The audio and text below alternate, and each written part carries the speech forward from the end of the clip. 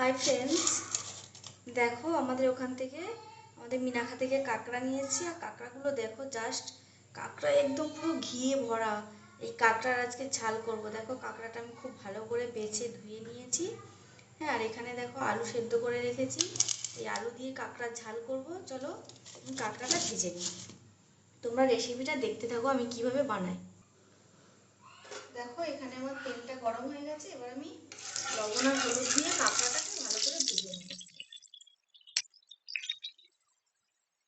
দেখো আমি এখানে কাঁকড়াটাকে ভালো করে ভেজে নিচ্ছি লবণ হলুদ দিয়ে। দেখতে পাচ্ছ ঘিটা আমি সাইডে রেখে দিয়েছি, ঘিটা আমি রাখতে দিয়ে দেবো।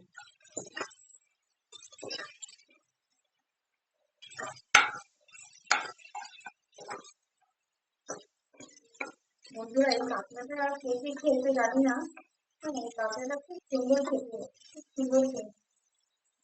রান্নার ভিডিও করে যাচ্ছে, এই ভিডিওগুলি ফেলা যাবে না, অনেক দাম।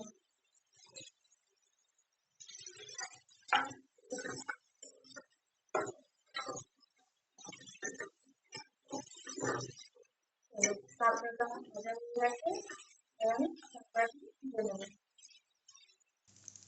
দেখো আমার তেল গরম হয়ে গেছে, আর আমি দিয়ে দিয়েছি গোটা জিরে, আর দিয়ে দেবো দুটো দারচিনি, ছোট ছোট করে 2-3টে দারচিনি, আর দিয়ে দেবো পেঁয়াজ কুচি আর রসুন কুচি। পেঁয়াজ আর রসুন কুচি দেবো, আমি আদা দেবো না।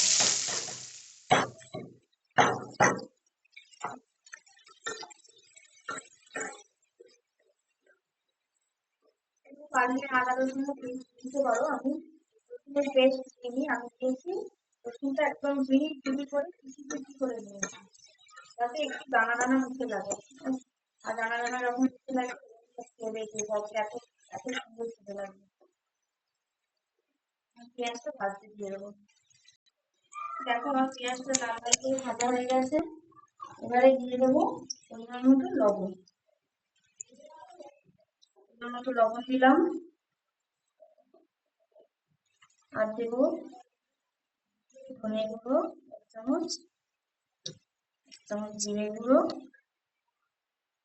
1 চামচ হলুদ। লঙ্কাটা একটু পরে দেবো, আমার ছেলের জন্য একটু তুলে নেবো।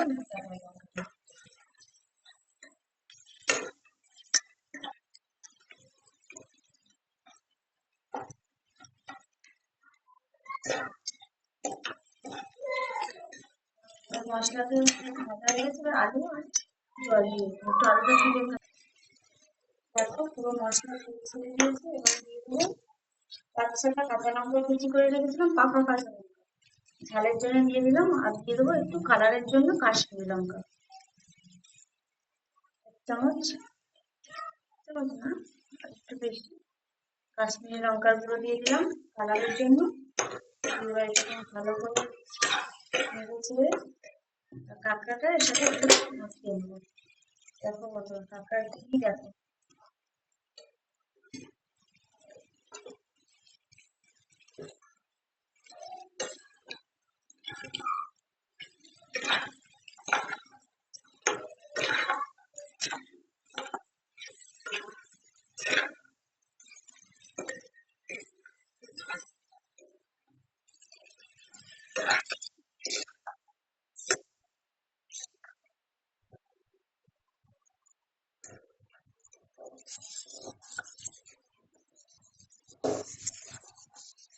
দেখো কত সুন্দর কালার এসছে বন্ধুরা।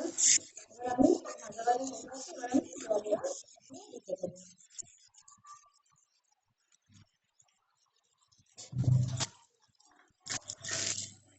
এই বাটিতে ঘি ছিল, দেখো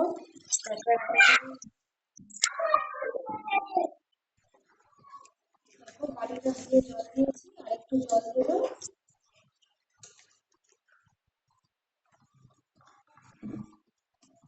আর একটু জল বেশি করে দেবো, কারণ কাঁকড়াটা সেদ্ধ হবে।